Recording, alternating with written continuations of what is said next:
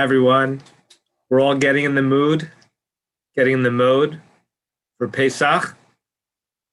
It will be a real delight to have a real Yontif, a full-fledged Yontif. We'll look a little bit different, perhaps not as bleak as last year, but we will be able to celebrate. However, with whomever, some by ourselves, we'll all be together, certainly in spirit. I want to share with you an idea, and of course, there will be many more opportunities besides last night's program, but other opportunities to talk about Pesach Torah. And just a little plug, for those of you who have not signed up yet, we've had several episodes of our WhatsApp group talking about the section of the Pesach Seder for Magid. So if you're interested in being added to that WhatsApp group that I am overseeing, please let me know. I want to share with you a comparison of Sukkot and Pesach. Tesvav, Tesvav. The Gemara tells us there's so many similarities, both around the 15th of the month. And more than that, they have similarities with regards to eating. You're supposed to eat in the Sukkah. You have to eat on Pesach, of course. Eating is not a habit that is unfamiliar to us. The 7-day holidays.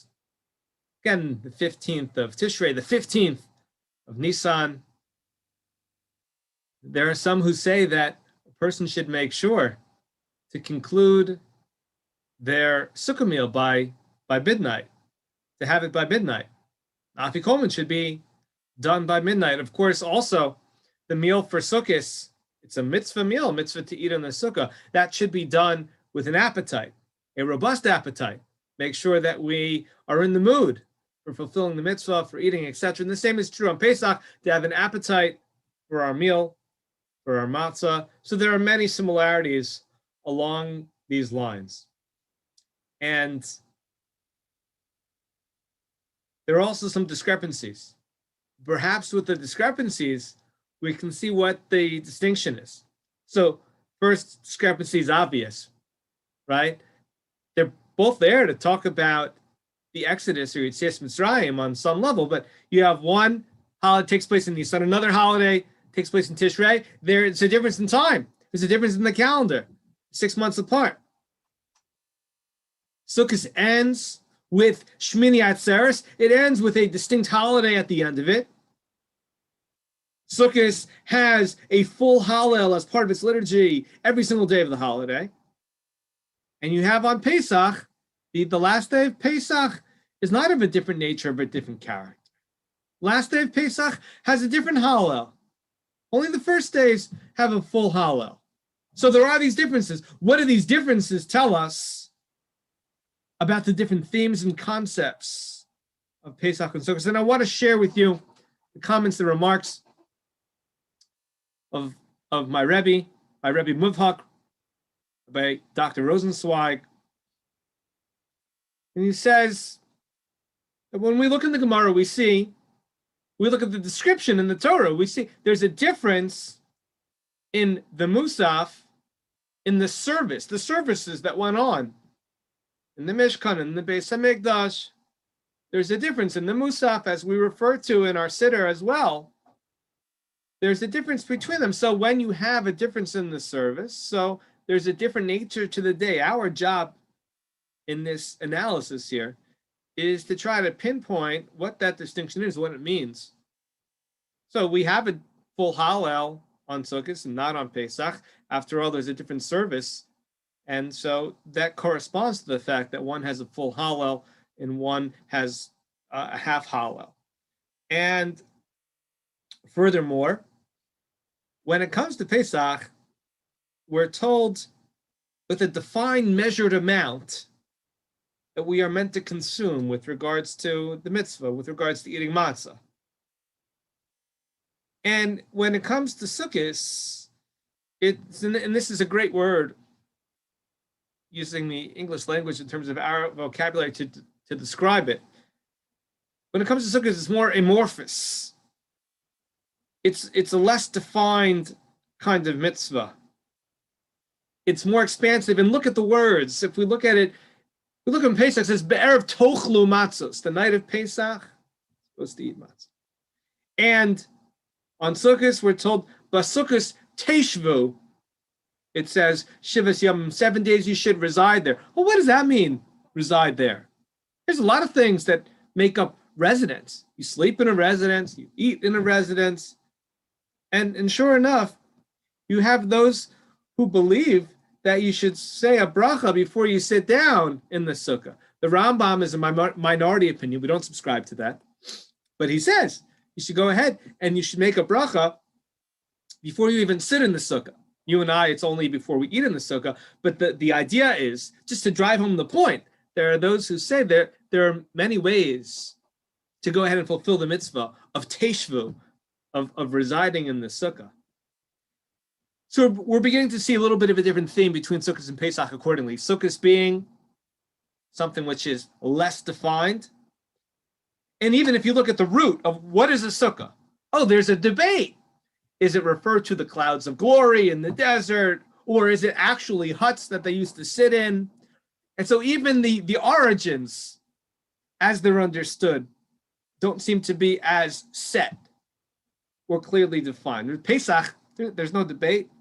We're having the matzah. We're commemorating Yetzias Mitzrayim. They don't have this kind of debate. And that's a suggestion as a conduit or as a portal, as a way for us to try to get closer to the answer. So I want to share with you the specific difference that Rav Rosenzweig Shlita was working towards. It says Pesach is the anniversary of Yetzias Mitzrayim. And it's focused on a transformative event that occurred. An event which changed the trajectory of our history and our destiny. And the matzah also is very specific. The event is very specific. That anniversary is very specific. And that's our practice. We say a bracha on the mitzvah. We consume the matzah. Sukkot is different. Sukkot, of course, also talks about the Exodus, but it's different. It's about the relationship which was cultivated after the event. It's not about an anniversary. We're taught that the Jewish people are married to the Almighty. We have this. We had Har Sinai. That was our chuppah. And we have this marriage between the Almighty and the Jewish people. And so should a person celebrate the anniversary, or should a person celebrate their marriage every day? Now, of course, as we like to say in America, with regards to all sorts of days, Mother's Day, Father's Day, it would be good to celebrate marriage every single day. But there is something different about the anniversary. And so while Sukkot is the symbol or the celebration, not of a singular event, about a relationship which exists, a national, personal dependence and divine providence, Pesach is the anniversary. Pesach is this day where we remember when, and we relive it, we re-experience it, and it brings back those memories of how miraculous it was to have this union between the Jewish people and the Almighty, and how the Almighty, in a sense, was able to take us, hold on to us, put us in a place where we could be saved from this utter destruction that the Egyptians were trying to bring upon us.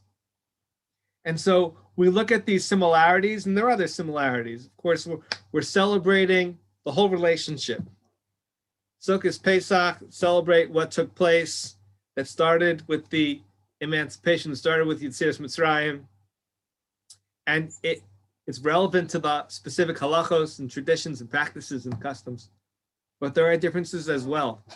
And it's through those differences that we can understand the essence of each of these major holidays, the week-long holidays, and these major festivals. And they're compared, they're contrasted, and we see this, and we can get ready for it. That Our anniversary is fast approaching. It's on the horizon. It's coming next week. We're getting ready for it. When it comes to major moments, you have to do some planning. You have to plot out what you want the holiday to look like in advance. You have to show how it's important to you, to ourselves as individuals, as we aren't going to walk in without any prior preparation. So this is Pesach. This is our anniversary. So our anniversary is coming. The Jewish people are going to celebrate this anniversary, this singular event, this Yetzias Mitzrayim, these miracles, this courtship culminating in Har Sinai and ultimately entering the land of Israel and living it. And both of these holidays, Sukkot, Pesach, have amazing themes to them. And this hopefully can help us appreciate what we're going to experience with regards to our anniversary, our national anniversary, the holiday of Pesach. Thank you and have a wonderful Shabbos.